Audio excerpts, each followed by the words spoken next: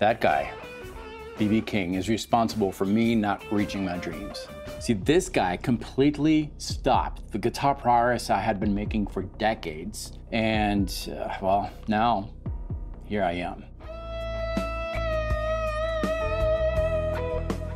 So let me take you back to the late 90s. Things were going pretty well for me. I had developed pretty good guitar skills.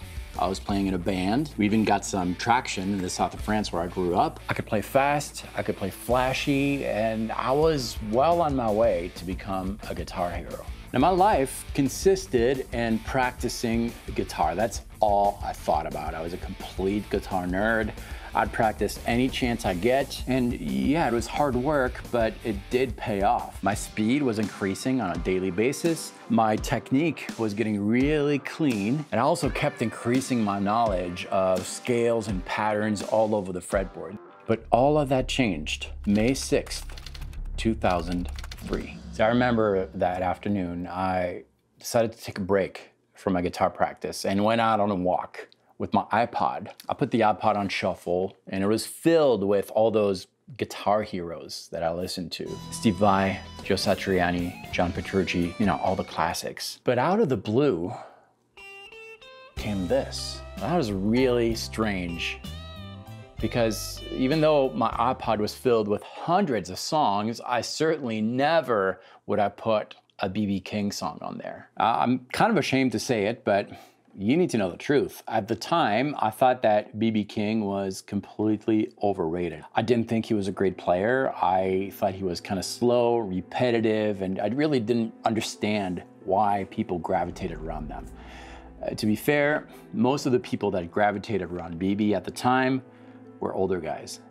And I thought it was just the old nostalgic man talking. I still don't know to this day why I didn't skip the song, but I'm so thankful I didn't, because that day, for the very first time, I perceived something different in this type of music. It was something about the way B.B. King was playing. It's really different, but I couldn't really put my fingers on it yet. I mean, it wasn't in the types of scales he was using. It was purely pentatonic, very simple stuff, a scale that I had mastered a long time ago.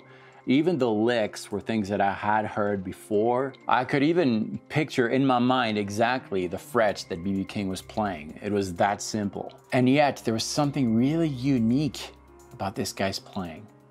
So I kept listening. So as I kept listening to B.B.'s music, I realized that there was something way more profound musically, something that I had never worked on, never even heard because I never really paid attention.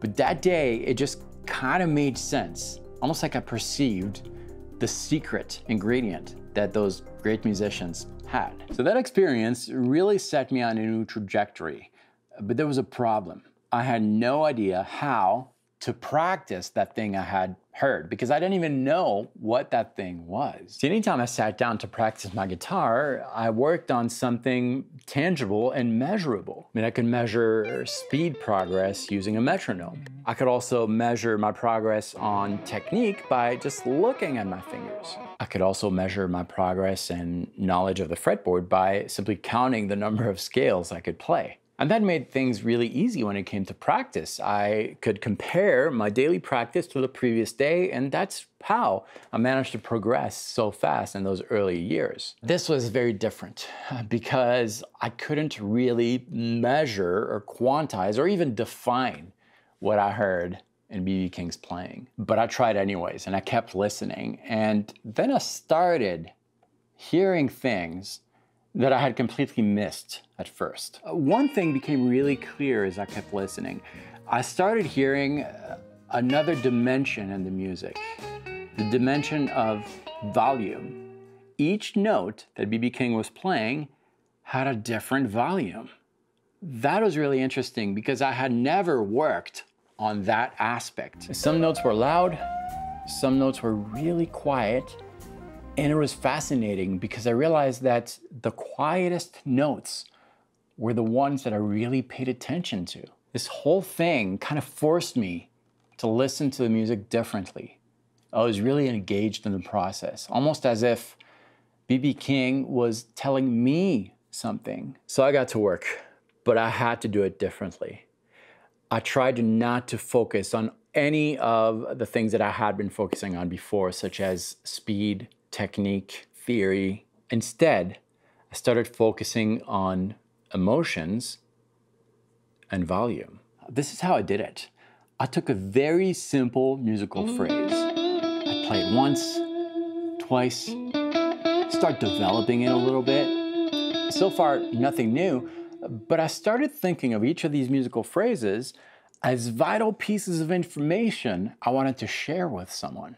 See, this wasn't playing guitar, this was sharing an intimate story with a friend. Now, that story that I was telling musically as I was practicing was filled with secrets. So I tried whispering some of those secrets. Other parts of the story were a little more exciting, so I played in that way. And then another secret, a secret that's worth repeating. And before I knew it, I was using that thing that I couldn't quite name, that thing that I heard the first time I really heard B.B. King play. From that day on, my time on the instrument looked very different. It was really all about expressing myself, playing with soul. And my playing changed quite a bit. It was a lot more personal, more genuine, and I feel a lot more connected with each note I was playing.